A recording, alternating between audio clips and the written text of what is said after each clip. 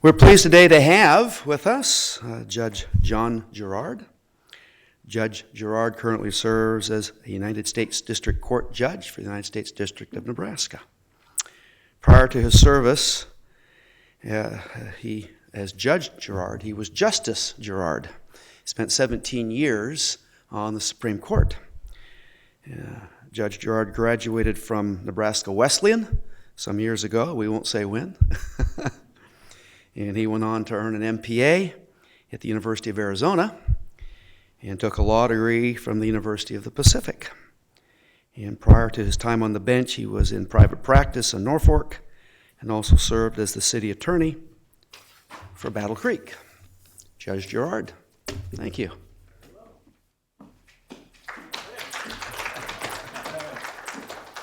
Well, thank you very much. I was also a probation officer in between, so for some of you that are taking Criminology 101, I can talk to you about that. I went to Nebraska Wesleyan and graduated back in 1976. I will reveal that. And then I went to the University of Arizona and got a master's degree in public administration and corrections at that time. I was going to be a probation officer and was a probation officer up in Norfolk and northeast Nebraska. Did that for a couple years before I went back to law school. Went to law school out in California and then came back to the Midwest, and I practiced law with Dave Domina. It was Domina, Gerrard, Koppel, and Stratton back in from 1981 until 1995, and at that time I was appointed to the Nebraska Supreme Court, and I served there for some 16 and a half years or so, and then I was nominated and confirmed to the United States Federal District Bench back in 2012, nominated in 2011, and have been serving since 2012. So I took kind of an unusual path. Oftentimes you go from the trial court bench to the appellate court bench, and I went from a state appellate court bench back to the trial court bench because I wanted to. I wanted to, A, be a federal judge, and B, I missed being in the trial court. The lonely halls of the appellate court, I had had enough of that for about 16 and a half years, so now I'm back dealing with juries and lawyers on a day-to-day basis in the federal system. So thank you for coming in from this beautiful weather over the noon hour. I'll visit with you for a little bit. I am going to modify Professor Eskridge's instructions by a little bit. I'm going to talk to you about 2 or 3 different areas, and at each of the ends of those areas, I will take questions. I'll ask if you have any questions during those areas, and then we'll move on to a separate section. So, what I was asked to speak on was the state of the federal judiciary. So, I'm going to talk about 2 or 3 different areas. First of all, I'm going to talk about the state of the federal judiciary in relation to other branches. So I'll be talking about the federal judiciary in a broad sense. We can talk about the U.S. Supreme Court and nominations of judges and things like that. So I'll talk about the federal judiciary in general. Then I'll talk about the current state of the Nebraska federal judiciary, what's going on here in the state of Nebraska. And then last, I'll talk a little bit about what I see in the immediate future. Are there changes with a new administration or a new attorney general? What types of things might we anticipate or see? So we will get started. First, I'll talk to you about the federal judiciary overall and the importance of an independent judiciary. As you have different judges come speak with you, I think you had Chief Justice Mike Havikan, who's a friend of mine and is the Chief Justice of the Nebraska State Supreme Court. He spoke to you, I guess, earlier this year during the first semester. There are differences between the state court and the federal court and how judges are appointed, and I think that's important to know. Under Article 3, Section 1 of the United States Constitution, federal judicial judges have a lifetime appointment. Okay? And that was significantly debated back in the late 1780s as far as whether federal judges should have lifetime appointments or whether there should be term limits of some sort. And you may see in the newspapers, both recently and in the future, that debate goes on. James Madison won that debate, won that portion of the debate for federal judges. Madison thought it was important for judges to be basically autonomous moral agents. In other words, they should be independent of ideology. In other words, it doesn't matter which president appointed you or what your background was or whether you were a Democrat or a Republican or an independent or anything in between. When you take the federal bench, you should be an independent agent, essentially. Okay, that's number one. I mean, and James Madison felt strongly about that. But secondly, he recognized that judges were human, okay? And in the state courts, you'll see judges are oftentimes guided. In other words, if you have a major murder case in say, Kearney, Nebraska, or Norfolk, Nebraska, and there is a lot of public pressure can be placed on you to impose a death penalty versus life imprisonment, okay? And if you're in the state system and every 6 years you stand for election or you stand for retention, Madison understood that there could be a great deal of local pressure. So he felt, and ultimately the founders felt, that it was important for federal judges to be independent of that. Okay? Not only are they independent agents from an ideological standpoint, but they should be protected from threats or pressures of local, whether it be the electorate or legislators or presidents or governors. In other words, the independence of the judiciary was very important. Now we have, in the United States, we have about 3 different systems, okay? So the federal system, when you're appointed for a lifetime. And the only way that you can be removed is by committing a felony for bad behavior, essentially. But you're independent as far as what type of judicial pronouncements that you may make. Now, in the state system, you have essentially 2 different systems, okay? One is what's called the Missouri Plan, and that's what Nebraska has. And in the Missouri Plan, if there's an opening for a judgeship, like when I was applying in 1995, there are individuals that are lawyers, or they could be judges that are applying for a state judicial job, okay? And you have to go in front of an independent commission. That's the Missouri Plan. That's made up of 8 people, 4 lay people and 4 lawyers, 4 Republicans and 4 Democrats, okay? Or they can be independents. They cannot be of one party. But the idea behind that is that's a merit plan. In other words, they will take the applications and they will do live interviews. You make a presentation before them. In that commission, you have to have at least 5 votes to get out of that commission. And let's say there's 8 or 9 people that will apply.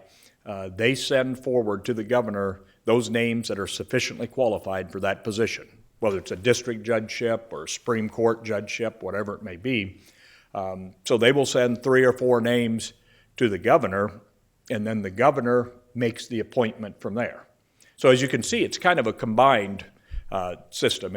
It's a merit plan in that you have to go through the commission and get out of the commission first, and then the governor will make the appointment from there.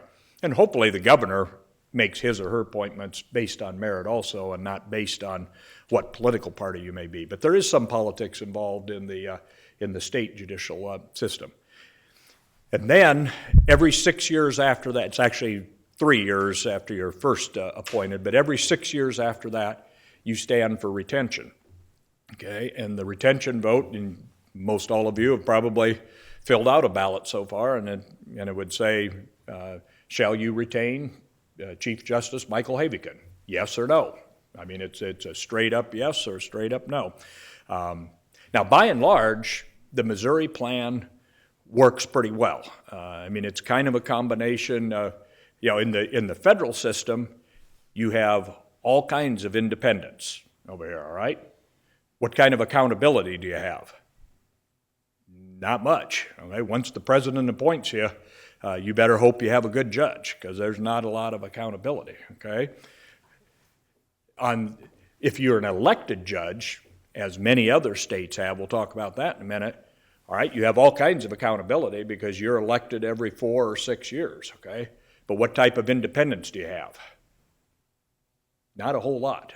I mean, judges would say that they're independent, but there's all kinds of pressure being put on by MAD, for example, Mothers Against Drunk Driving, or whether you're pro-life or pro-choice, or whether you've imposed the death penalty or not. There's all kinds of pressures that go about on elected systems. So there you have all kinds of accountability, not much independence. The idea behind the Missouri plan is that you do have a fair amount of independence because of the system that was imposed, and there is some accountability at the same time. Now, the problem with the Missouri, if you do not have complete independence, it can become a problem. For example, how many of you are familiar with the Iowa case, the same-sex marriage case that occurred about 8 years ago? Many of you, okay, 2 of you are. Many of you are probably too young for that. But, okay, Iowa had the same system that we did. The state of Nebraska. It had a Missouri plan system, and the case's name was Varnum versus Breen, and it was now I think all of you are aware of the recent Obergefell versus Hodges, the Supreme Court case in June of 2015, are you not, where equality of marriage was declared to be the law of the land? Okay. Well, Iowa had the very same question posed under the Iowa state constitution, okay? And what the Iowa Supreme Court found unanimously was that under the Iowa Constitution, both under the Due Process Clause and under the Equal Protection Clause, that there should be equality in marriage, okay? That same-sex marriage, that it was unconstitutional to prohibit same-sex marriage under both of those clauses. Well, in a year and a half later, 3 of the judges of the Iowa Supreme Court stood for retention. I knew 2 of them very well, excellent judges. And remember, that case was a unanimous case, and those 3 judges that stood for retention in November of 2010 were not retained, okay? Based on that case, primarily, I mean, they were outstanding judges in every other respect. I would say they were outstanding judges in that respect also, but they were not retained. And so the Missouri plan is by far not a perfect system, because if you have a controversial case, let's say you have a controversial death penalty case or same-sex marriage case or an abortion case, and it happens to have occurred in the year or 2 prior to the time that you stand for retention election, you don't feel real independent at that point in time. So it's very important to understand the context. And the third system that I indicated was an elective system. In many of the states in the southern United States, Louisiana and Texas and Alabama, but even states like Minnesota and Wisconsin have elections for their judges. Now, I think that is the most problematical of all. There are 60-minute stories and stuff that have been broadcast where you have Texas elections where you'll have a trial judge that has the 2 lawyers, one representing the plaintiff and one representing the defendant. He'll be calling them up prior to trial to see who's made donations to his or her campaign right prior to trial. Now, if you're sitting with the lawyer that did not make a donation to that particular judge, are you feeling real good about your chances at trial? Not necessarily. And so the elective system is problematical in many, many ways. So anyway, we have the federal system where there are lifetime appointments. You have the Missouri plan, which approximately 14 or 15 states have, and then you have the elective system, which actually about 27 or 28 states at my last counting still has an elective plan. Now, so let's talk about the federal system for a moment. How's it working? Okay. We have Article 2, Section 2 of the United States Constitution that says the president shall appoint those judges that are members of the United States Supreme Court and all other lower court judges, all right, with the advice and the consent of the Senate, all right? That's all it says. That's called the advice and consent clause.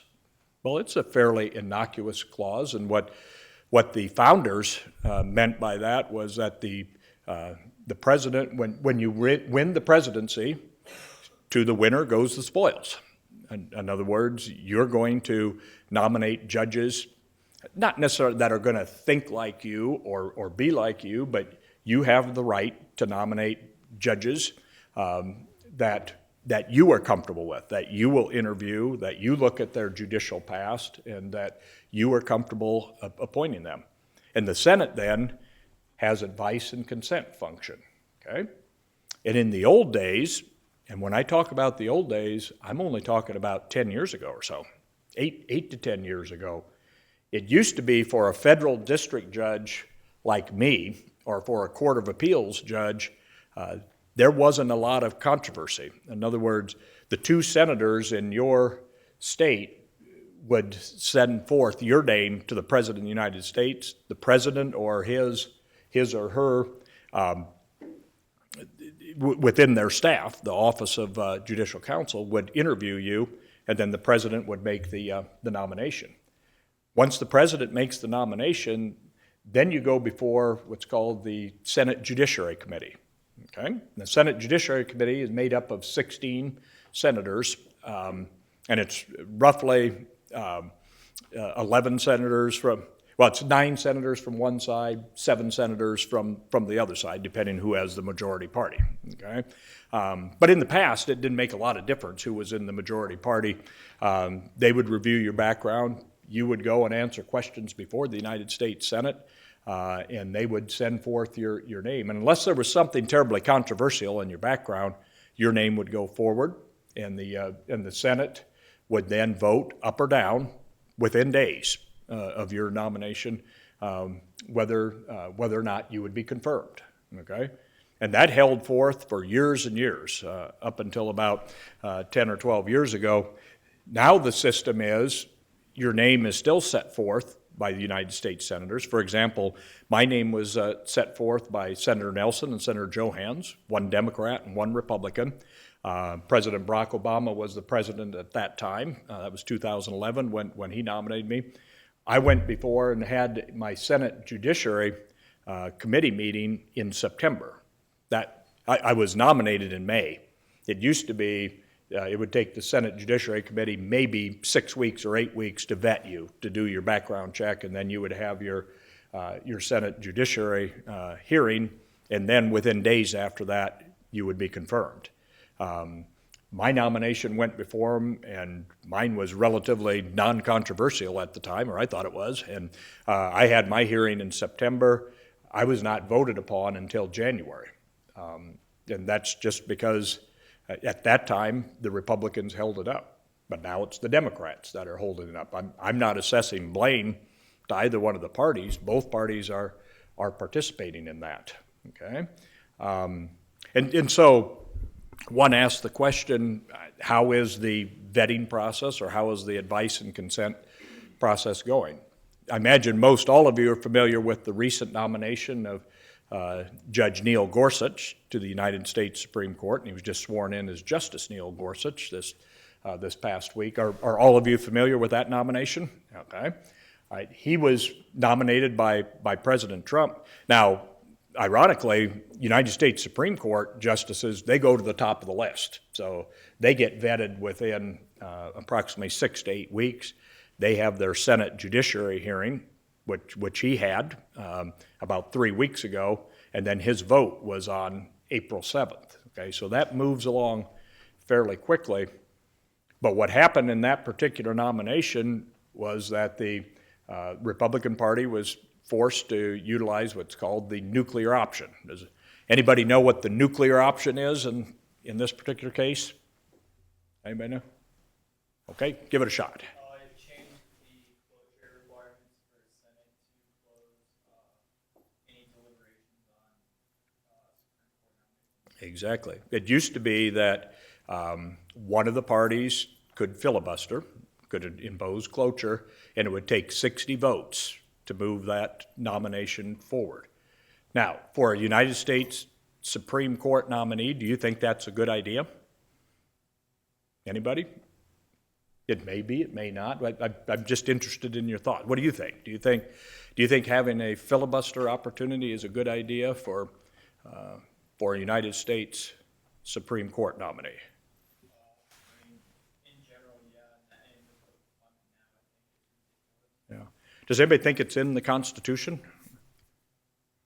Yeah. No, here, I'll read you Article 2. Article 2, Section 2 says, "The President shall have the power to appoint members of the Supreme Court or all other officers of the United States." Okay, and they shall be appointed upon advice and consent of the Senate. That's all it says, okay? Now, the idea behind the filibuster, behind cloture, is that, okay, we're not going to have extreme nominees, okay? So if the Republican Party's in power and they're up 52 to 48 in the Senate, or the Democratic Party is up, 53 to 47 or whatever, you can't have an extremely conservative or an extremely liberal candidate. That's why you would have to pass the 60 vote mark. But the problem is the Senate has become dysfunctional within the last 4 to 6 to 8 years. And so they're invoking cloture on everyone, okay? Regardless of what anybody thinks about Neil Gorsuch, he is a highly qualified candidate. He has served on the United States Court of Appeals in the 10th Circuit. He would be within the main, you might not agree with all of his decisions, either from the right side or the left side, but he is certainly within the mainstream. He is the type of individual that the Senate 10, 15 years ago would have had no problems confirming, and Neil Gorsuch couldn't get any more than 52 to 54 votes to invoke cloture in this particular case, okay? And so the Senate, which was controlled by the Republicans at this point in time, said, we're going to change the rules. It's not in the Constitution, so it's up to the Senate to set the filibuster rules, okay? And what the Senate had done, I think it was 2 years ago now, they invoked the nuclear option as far as Court of Appeals judges and district court judges, because at that time the Republicans were holding up the Democrats, okay? And they were not allowing names to go through on many United States Court of Appeals and district court judges. So they invoked the nuclear option as far as any judges lower than the United States Supreme Court. But you still had to get the 60 votes if you were a United States Supreme Court nominee. Well, just within the last 2 weeks, then the Senate went nuclear on United States Supreme Court nominees, okay? So now, as long as you have 51 votes, you will be confirmed by the Senate. Do people think that's a good idea? I mean, should it be 52 to 48, or should you have to get 60 to 40 or above to be, if the Senate's function is advice and consent? Anybody have a thought on that? Good idea, bad idea? Okay. Well, I'm the one getting paid to lecture, and you know how much I'm getting paid? Zippo, but that's okay. But no, I think for the United States Senate on the advice and consent function, I do not believe there should be a filibuster. I really don't. I think filibusters are okay if they are used for the right purpose. In other words, the purpose for the filibuster was to prevent extreme candidates, and I think that's an appropriate function to have, but that's not the way the Senate was using it. Doesn't matter whether it's from the Republican side or the Democratic side, it was being utilized for every nominee that was coming forward, and every nominee, regardless of how qualified they were, was getting filibustered. So I think at this point in time, until the Senate learns to behave themselves, and maybe, and I'm really depending on your generation, okay? I think it's your generation that is going to say, this is baloney. This is the baloney, the way the government is working, and that we're filibustering every piece of legislation or Supreme Court nominees or other nominees. And at some point in time, I think the filibuster has its appropriate place within the United States Senate, but it is being abused at this point in time. And take a look and watch. The filibuster is still alive and well as far as legislating, but that's the next step, okay? The next step is going to be, whether it be the Republican Party or the Democratic Party in power, is going to take a look at the filibuster and say, you know what, we shouldn't have to have 60 votes on simple, straightforward legislation, okay? Now, I hope to heck the filibuster remains, because I think it's an important legislative tool for the minority party. So I hope it stays in place for legislative matters. And honestly, I think it would be appropriate even in judicial matters if it was used appropriately. But that's the next step that you're going to have to take a look at it. So that's my 2 cents worth as far as how it's working. So the Senate has gone nuclear on all United States federal judgeship nominees. And with the way the Senate is working at this point in time, I think that's proper. I think it's appropriate. Okay? Now, I want to talk to you a little bit about the Nebraska federal judiciary, but before I do that, anybody have any questions about the state of the federal judiciary overall? And I'll answer some questions about the United States Supreme Court later when we have a question and answer period. All right? Now, on the state of the federal judiciary locally, I'm not going to bore you with a whole bunch of statistics. I'm just going to tell you a little bit. I'm going to give you a context of the way the federal system works in the state of Nebraska and nationwide, and I'll tell you a little bit about what's going on in Nebraska. Now, Article 3 of the United States Constitution, as I told you before, creates the Supreme Court, all right? And the Supreme Court, I'm just going to tell you about the 3 levels very briefly. The Supreme Court actually does have original trial jurisdiction in some cases, and that's controversies between states, okay?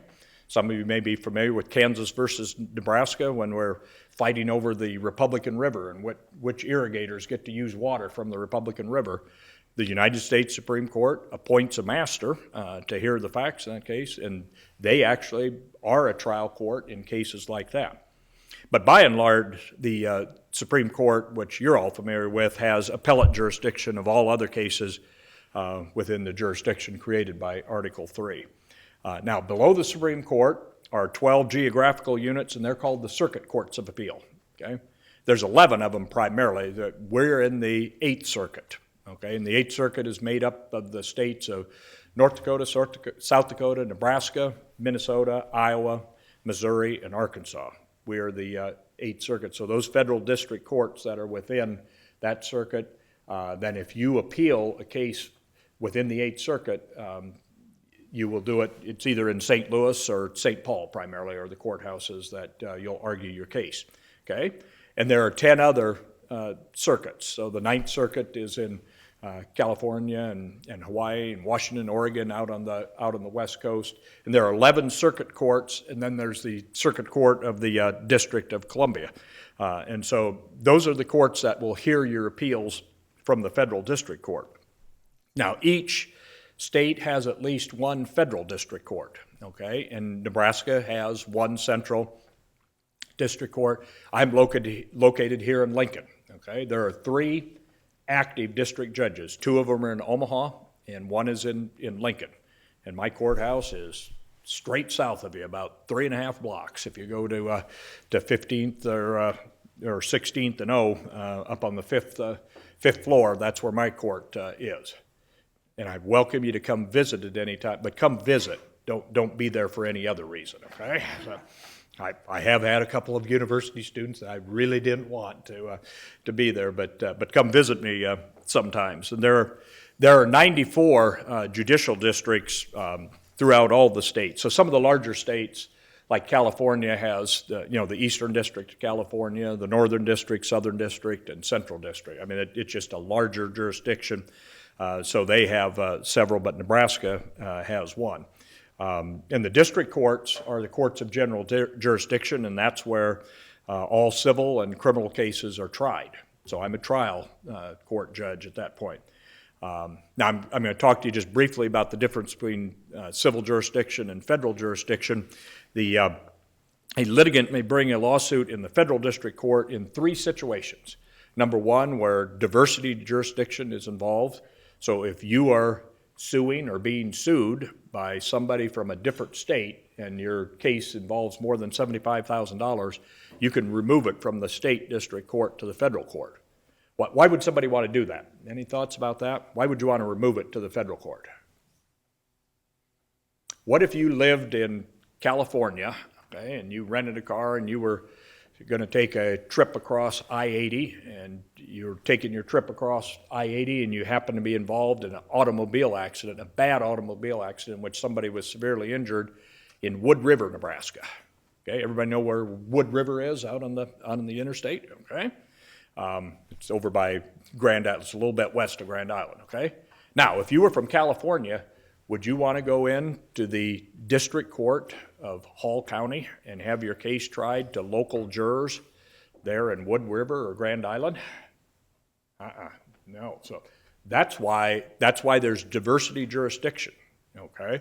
So if you are either suing or being sued and it's against somebody that's local and you don't want to go into Saline County District Court, if you live in Nevada or California, you can remove it to the federal district court.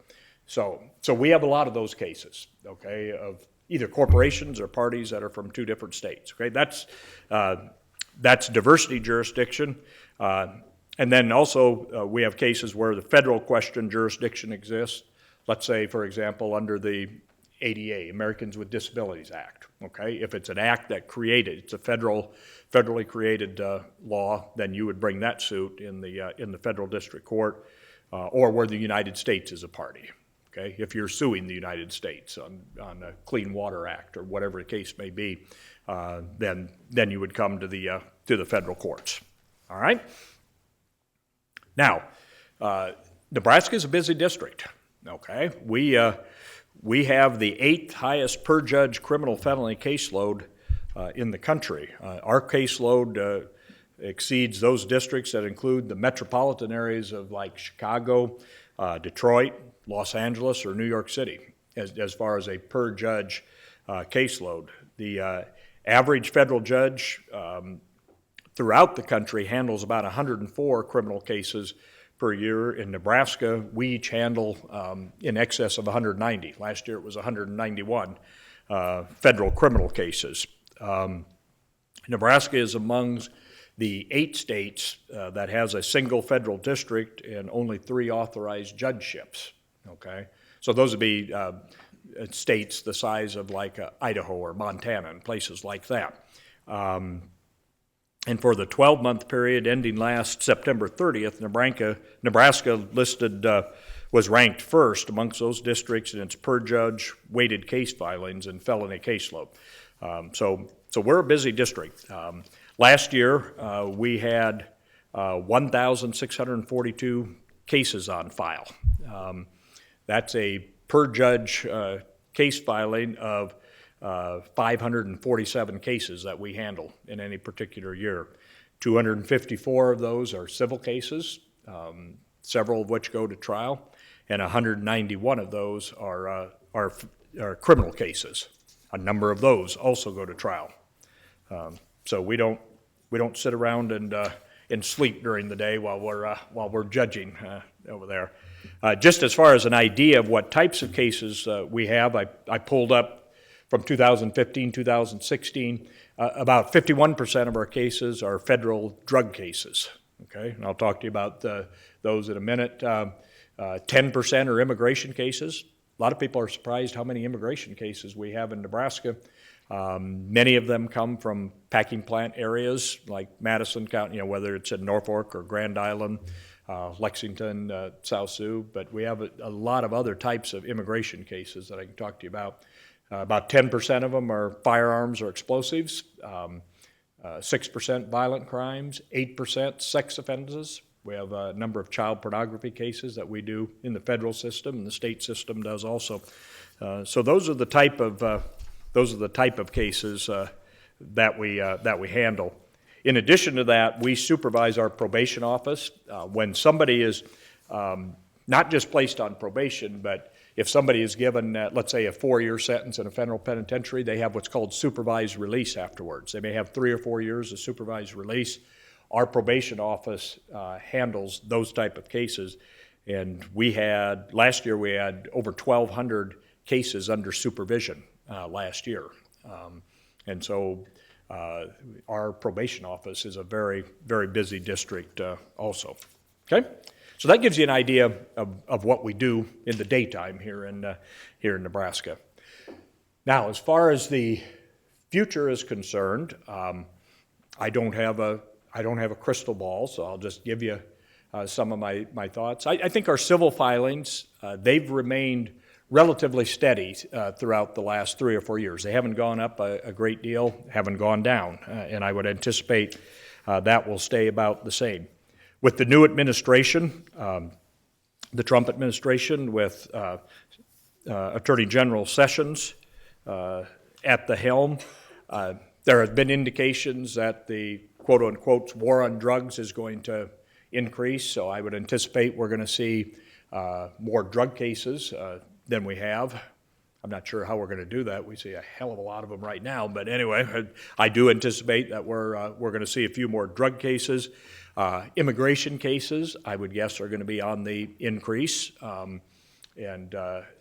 Again, we see a number of those. Probably the primary difference there, right now the immigration cases we see are those, if somebody is, primarily what we see on a criminal basis is if somebody has been removed from the country before, it's called illegal reentry, okay? And what we see is primarily those that have committed crimes, okay? They've committed a crime in the state of Nebraska, so they come before the federal court with an illegal reentry.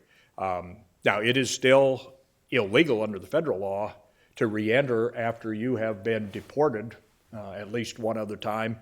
And I would guess we're going to see an increase in that. We'll see not only those that have just been picked up for either a state or federal crime, but maybe picked up for other reasons. And my guess is we're going to see an increase in immigration cases. On fraud and white-collar crimes, I'm not sure. The Obama administration was pretty assertive in that area, and I would guess the Trump administration is going to remain assertive in that area. I don't anticipate we'll see an increase significantly, but we're certainly not going to see a decrease in that area. So I anticipate that our federal criminal cases are going to go up somewhat, maybe a lot, we'll see. And a lot of it depends on who the local United States attorney is going to be. And that's the last thing I'll talk to you about. There are 3 nominations that will be pending. One is the United States attorney, and again, that's a presidential appointment confirmed by the Senate, okay? And that will probably be coming forth, I would guess, within the next month or two, and hopefully we'll have a confirmation by the Senate in August or so. But right now, we don't have a United States attorney. I mean, we have the deputy United States attorney, and we have all of our assistants, so things are moving forward, but we do not have a United States attorney in the District of Nebraska. A United States Marshal will be nominated also and confirmed by the Senate. And we have one opening in the judiciary. The chief judge of the 8th Circuit Court of Appeals was our own Bill Riley from Omaha, and he announced he took senior status as of the latter part of March 31, and so we have an opening in the 8th Circuit Court of Appeals, and so there will be a presidential nomination, I would guess again, hopefully by May or so, and then that poor soul is going to have to go through the Senate confirmation process and will be confirmed by the Senate. Again, I hope we get back a little closer to the old days where it's a 6-month process rather than an 11 or 12-month process, but we shall see. Okay? All righty, let's take a few questions. If anybody has questions, I'm happy to answer them. If not, we'll go over and drink punch and eat cookies. Anybody? Yes. I don't know if Chris wants you to use mic or not. So.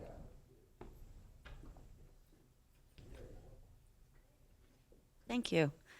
In light of, say, the court case of Booker, where sentencing guidelines are no longer mandatory, could you talk about how your use of sentencing guidelines, if you still use them, and how they work into your decision making, particularly in criminal cases? Yeah, that's very, very good question. And yeah, Booker was decided about 10 years ago. It was a little over 10 years ago. It was in 2006. The federal sentencing guidelines came in 1987. And the guidelines were meant at that time and after Booker are designed, they are to be advisory in nature, okay? So drug crimes, for example, if you had a certain quantity, if you brought in if you were selling a significant amount of drugs, if you had a certain prior criminal history, you would get points for all of that, okay? And so in each case, let's say it's a drug case that you're asked about, I will have a guideline range of, let's say I would have a case that says because of the amount of drugs that you brought in, your prior criminal history, et cetera, your range is 87 to 108 months, okay? And that's based on a whole bunch of sentencing statistics throughout the nation. What I do and what our judges in our district do is use that as a starting point, okay? And if a case is basically in the heartland of the guideline, in other words, if this person did have a significant criminal history, has a significant problem with drugs that's going to be addressed in prison, et cetera, and there aren't unusual circumstances, you're likely to stay roughly within the guidelines, okay? But you do not need to, okay? There are certain types of cases in which, somebody might have a criminal history point usage of 3 levels, okay? But you look at their prior record and somebody has been abusing drugs, and so they've got 2 DUIs, okay? And one $100 possession of marijuana, all right? And a shoplifting, okay? Because they were using drugs, et cetera. Okay, this isn't exactly your top-of-the-line dangerous criminal, okay? But I mean, they might have a level 3 dangerousness in criminal, and you compare it to somebody who's been out doing 2 burglaries and thefts other than that, those aren't equal, okay? And so I'm an old probation officer, so I used to look at criminal histories and predictability of whether somebody's likely to offend again, whether somebody's a danger to the community. That's the type of things that I look at, okay? And that's where I start, okay? Now, a lot of times, the sentencing guidelines will fit within, I would say probably 50 to 60% of the time, the sentencing guidelines are what I would do anyway, okay? So, I mean, I might pronounce an 87-month sentence in that case, but I'd pronounce it because this person has had, was selling for a long time, significant amount of drugs, was a part of a major conspiracy, had a significant prior history. Without any type of guidelines, I might look at that and say that's 87 or 90 months or 96 months or whatever the case may be. It would fit within the guidelines. But now what I can do is vary downward or upward, okay, in a case if the sentence doesn't make sense within the guidelines, okay? And so it gives sentencing judges a lot more leeway than it used to. But the guidelines still serve a purpose. I mean, the reason the guidelines were placed in is you'd have federal drug offenders and somebody would have a drug offense with the very same criminal history, and they would come from the Eastern District of New York, and and they all talk to each other in federal prison, and this guy gets 2 years, and somebody we sentence here in Nebraska or Texas gets 8 years, okay, for the very same crime, the very same offense, have the same prior record, and Congress said at some point in time, these type of disparities we're not going to put up with, okay? So we're going to have at least guidelines that you should follow. And initially what happened is those guidelines were just rigid. I mean, you could not sentence outside of them, either upwards or downward, and that didn't make any sense. I mean, there were all kinds of cases in which it didn't make sense. Guidelines are just that.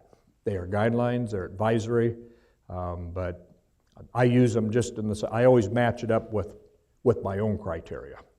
And that is what type of offense was it, what type of person was this, both good and bad, okay? What type of criminal history did they have, what's the predictability of future crime, and are they a danger to society? I had a case that was fairly well publicized, a couple of them actually.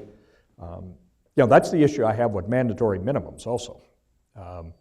I had a case that I tried 2 years ago over in Omaha, and it was a young lady that was the tail end of a conspiracy.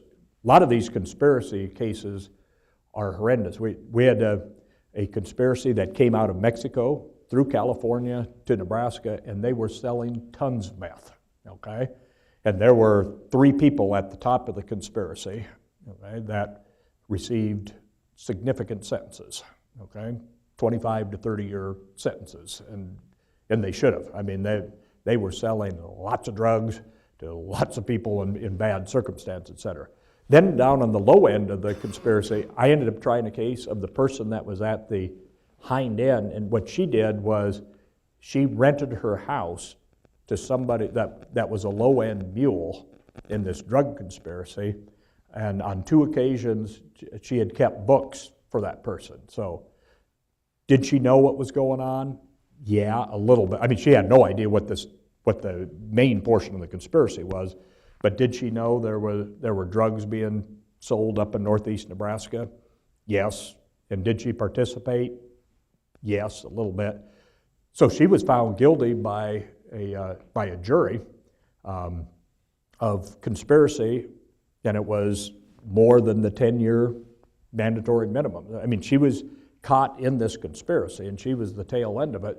So she was found guilty of the offense, but because she was part of the conspiracy, she was held to the entire drug amount, the quantity amount, and it was a 10-year mandatory minimum. And it's a sentence like that is just ridiculous. I mean, it takes away the discretion of federal trial judges. Now, did she know what was going on? Was she part of that conspiracy in selling drugs? Yes. And should have she gone to prison? Yes, probably, for whatever period of time, maybe 18 months, maybe 2 years, or whatever the case would be. But that is not a 10-year mandatory minimum. So she left a 5-year-old and a 3-year-old at home. She was 1 semester away from graduating as a nurse up in northeast Nebraska, and she is now serving 10 years in a federal prison. Is that justice? Let's talk to our senators someday, okay? All right, thank you. As the rest of the group is thinking, I have a simple one for you, but help us out. How many senior judges are there in the state of Nebraska and the district? And explain to us a little bit what a senior judge is. Yeah, there are 2 senior judges. One is Judge Cupp, who's here in Lincoln. The other one is there are 3 senior judges, Judge Battalion and Judge Strom over in Omaha. And a senior judge is, once you've reached retirement age, it's called the Rule of 80. If you're at least age 65 and have served 15 years in the federal judiciary, then you can take what's called senior status. And if you take more than a 25% caseload, and many of them our senior judges take anywhere from an 80% to 100% caseload, but you can stay on the judiciary with full staff, and it's a lifetime pay anyway, so it's really kind of a volunteer position. I mean, you're going to be paid whatever during your lifetime, but our senior judges have been very good about coming back and helping with both the criminal and the civil caseload. But once you get senior status, you have more freedom. You do not have to take a 100% caseload. You could take a 50% caseload, say, for example, or you could take only civil cases and not criminal cases. But the senior system is a very good system in the federal judiciary. I mean, we rely upon our senior judges to help us out with our caseload. The caseload statistics that I read to you would be even worse if we didn't have senior judges helping us out. So, okay. Thank you. I think that young man right in front of you had a question, or did you? Yep. Just to go back to what she said, do you consider prison overcrowding when you do sentence guidelines? Yeah, I do not. I mean, I do to the extent, you always consider what are the alternatives to sentencing. I mean, I don't start out in a case and say everybody in the world has to go to prison. Okay, I mean, I look at I look at all kinds of sentencing alternatives, okay?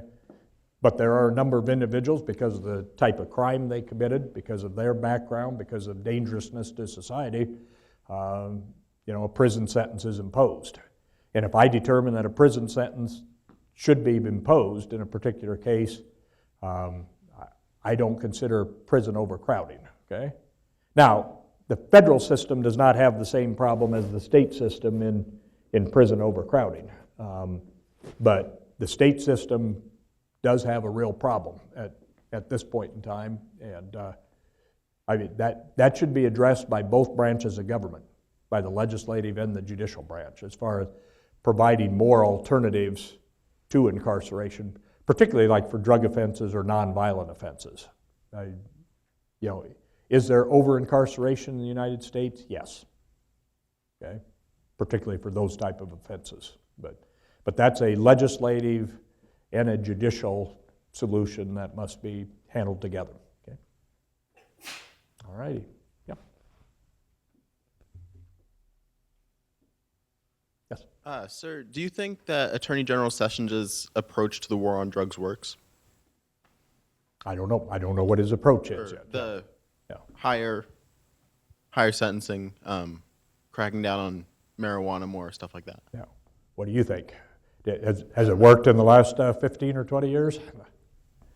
Yeah.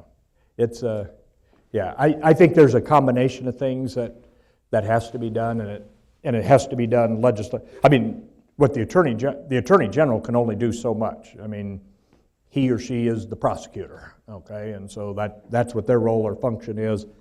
I think legislatively, and that's been a debate for how many years, Chris? 30, 40 years, as far as what is the right approach to the war on drugs. I mean, we've tried incarceration to the max. I can tell you that doesn't do it. We've tried both federal and state drug programs. Those are helpful, but those are not the ultimate answer. I honestly think that there's some combination there. The problem is we over-categorize. Okay, so I mean, if we have the war on drug, we end up doing 10-year mandatory minimums, no matter what the case is, or we have judicial guidelines in certain offenses that are just horrendous, and that isn't particularly the case. By the same token, there are many states that do very little or nothing as far as drug rehab, and at least the federal system, we have a program. It's a 500-hour intensive. It takes a number of months. It's called RDAP, and that has really been helpful and really been successful in people coming out of prison and not reoffending. And that's what you want. I mean, even if you impose a sentence, whatever it is, I mean, you want them not to reoffend when they get out. So if drugs are the issue, then you treat drugs. Oftentimes we have mental health. We have co-occurring. We have mental health and drug addiction. And if you don't address them both, you got a problem. So I would say it's a combination of the two. But finding that sweet spot, yowza. Okay. Yes, yeah.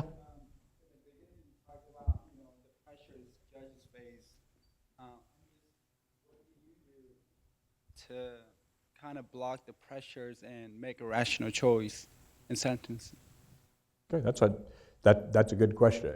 I look at every individual case as an individual. Okay, I started doing that when I was a probation officer and on through. So as opposed to looking at the guidelines, and taking a book and saying this person, Joe Schmo, fits within the guideline, I always take a look at the individual first, okay? What have they done? For example, many of them are on pretrial release during the interim period of time, maybe in the 6 months between the time they're arrested and before they come to me on sentencing. I take a look at what they do, okay? So if they've been in drug rehab since then, they've got a job that pays them $20 an hour, and those things make a difference to me, okay? So I mean, I take a look at the at the individual and what their history and what their characteristics are first, and then I look at the offense and whether incarceration is needed or not. So, okay, so I try to keep it both objective and subjective, but I don't look at somebody coming before me as Joe Schmo. He had this much in drugs. He has this criminal offense, this history. Therefore, my calculator says he gets 60 months. Okay, I don't do that. Okay, so I look at individuals. Okay. All right. Well, you've been great. Do I get any extra credit, Professor? Well, here's an extra credit question. All right. I thought someone Give him 2 points on this one. Yeah. I actually warned the judge in advance to expect it. Obviously, there's an immigration matter that went before a federal judge. Could you please explain to us why is it that a federal judge can review, in the case of immigration, overturn a federal executive order coming from the president? Well, that's a good question. That's probably going to come before the Supreme Court at some point in time. But what that particular federal court said, I mean, the reason it comes before a federal judge is somebody is claiming that a provision of the Constitution was violated. And the 2 provisions in the initial case, okay, there were 2 provisions. One was the Due Process Clause, and the second was the First Amendment, the religious clause, the religion clause, okay? And in that particular case, the federal judge found both were violated, okay? That somebody that hopped on a plane in, let's just use it again, somebody that hopped on a plane in Syria, okay, and they were maybe coming back to see their family or whatever, and they weren't told that the immigration order was in effect, and they land in New York or Washington, Dulles, and they're taken off the plane and saying they're being sent back. What the federal court found was you did not have adequate due process. Okay, you didn't have an opportunity to be heard and prior to detention, et cetera. And then secondly, the federal court in that, and it was primarily the due process clause in that case. Now in these later cases, it's the religion clause of the First Amendment that was violated. Okay, and that will go up to the Ninth Circuit, and I would guess ultimately to the United States Supreme Court. But your question is how does some federal judge, how are they able to overturn the pronouncement of a president or somebody in the executive branch? The only way that they can is not because I feel like it's right or wrong, but was some provision of the United States Constitution violated? Okay? And we have 3 sections, so you get full extra credit here. We have 3 sections of the Constitution. Article 1 is what Congress can do. Article 2 is what the executive branch can do, the President of the United States or the Attorney General. And Article 3 is the judicial branch, okay? And the Constitution set up a very neat checks and balances, and it has worked for well over 200 years. But that's why a federal judge can review either what Congress did or what the President did. But a federal judge can only review it in the sense, did you violate the Constitution? Not, do I agree with you? Do I think it's a good idea? If I were king, here's what I'd do. None of those things fly. But if it violates the Constitution, then a federal judge can issue an order barring that particular, whether it's an act of Congress or an act of the President. Now, that doesn't mean that the President can't adjust, just as they did in this particular case, or that Congress can't fix the law, but they have to do it in a way that's constitutional. Does that answer your question? Perfect. All right. Well, you've been great. So, anybody else have any questions? If not, we'll let you get back and enjoy cookies or the weather or prepare for final exams. Okay? All right, thank you. Thank you very much.